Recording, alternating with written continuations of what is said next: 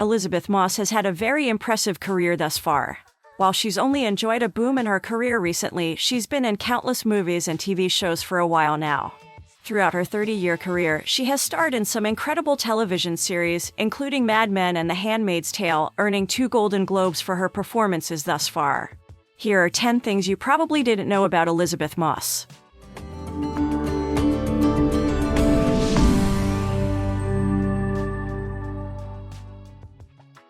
She was homeschooled.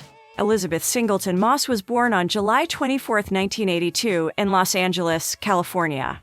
Most people would be surprised to know that she was homeschooled when she was a child. Although, in most cases, homeschooling is the parents' decision, according to The Handmaid's Tale star, this was a decision she made together with her parents. According to biography, Moss was homeschooled by a private tutor and managed to graduate from high school 2 years early, in 1999, at the age of 16. She started acting at a young age. You may know her from her roles as an adult. However, at 8 years of age, she landed her first ever acting role in the television movie Bar Girls.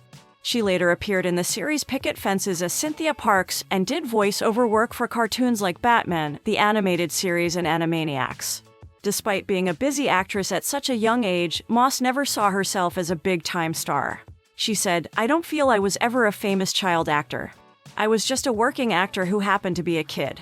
I was never really in a hit show until I was a teenager with The West Wing, playing first daughter Zoe Bartlett. In a way, that was my saving grace, not being a star on a hit show. It kept me working and kept me grounded." She is a trained ballet dancer. Obviously, Moss is a talented actor, but she also had a lot more going for her when she was younger. Along with acting, she also loved to dance and initially wanted to be a professional dancer. She took her first ballet lessons when she was only 5 years old. Unfortunately, she got so busy as she got older that she had to make the choice between acting or dancing. She told the Daily Beast, "I stopped dancing when I was 15 or 16, you had to go either way at that point, and if I went with ballet I knew I wouldn't be able to act, and if I acted I could still possibly dance, so I went with the acting." Mad Men brought her mainstream attention. Her big break came at the age of 23 when she landed a role in Mad Men as Peggy Olson. Her part in the critically acclaimed show propelled her to mainstream stardom. Taking on the role of an upstart, career-oriented woman years ahead of her time was a natural move for Moss. In 2019, she told Vogue, "I just felt like I knew that girl. I felt like I could see Peggy. She was the unwitting feminist, the one that wasn't burning bras or marching, who didn't know the phrase glass ceiling but was banging her head up against it." She went on to receive 6 Emmy nominations, 1 Golden Globe nomination, and 2 Screen Actors Guild noms for her performance on the show. But as much as Moss related to the serious energy that Peggy embodied in her day-to-day life, she's actually much more chill. She said, "People meet me, and they're thrown because they expect me to be more serious and tense. I'm just so not." She went on to add that she's much more relatable than most of the characters she's known for.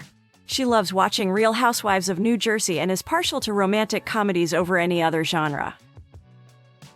She was raised a Scientologist. It's no secret that Elisabeth Moss is a Scientologist, as it's really one of the most well-known facts about the actress.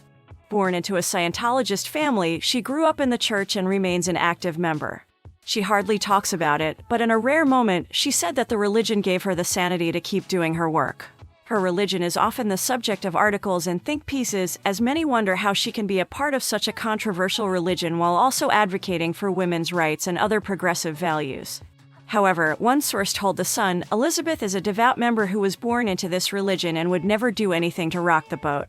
Additionally, the source explained she's a role model within the church. She was married to Fred Armisen.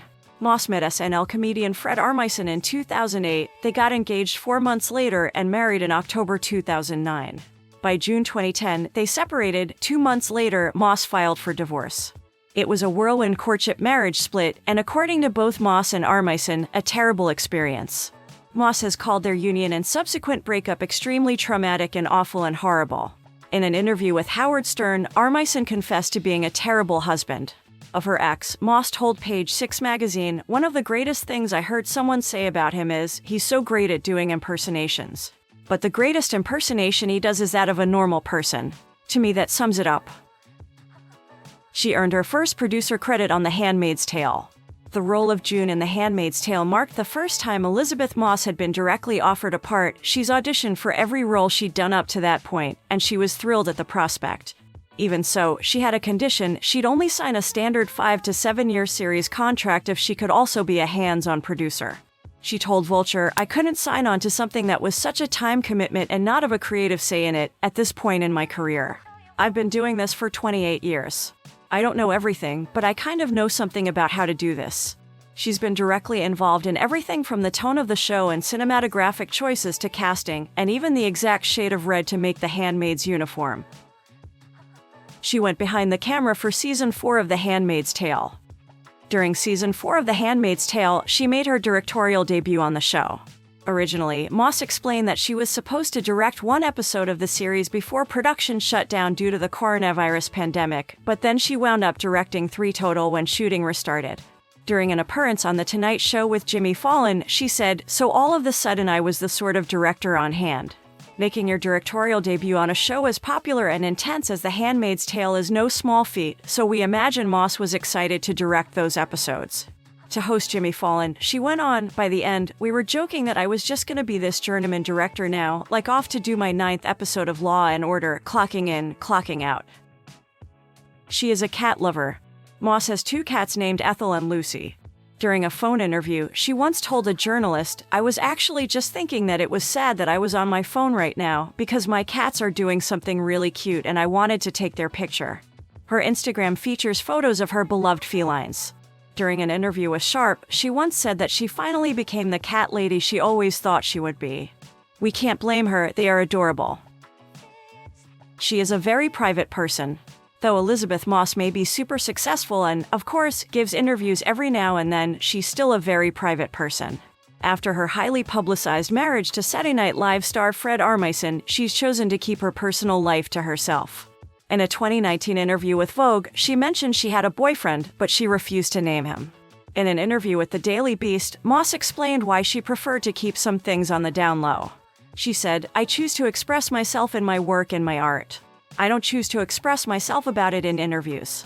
I don't choose to talk about not just religion, but my personal life, who I'm dating, and that kind of thing." Celebrities may feel they almost have some kind of obligation to share their lives with their fans, but Moss has found a way to be open about some things while keeping other aspects of her life to herself.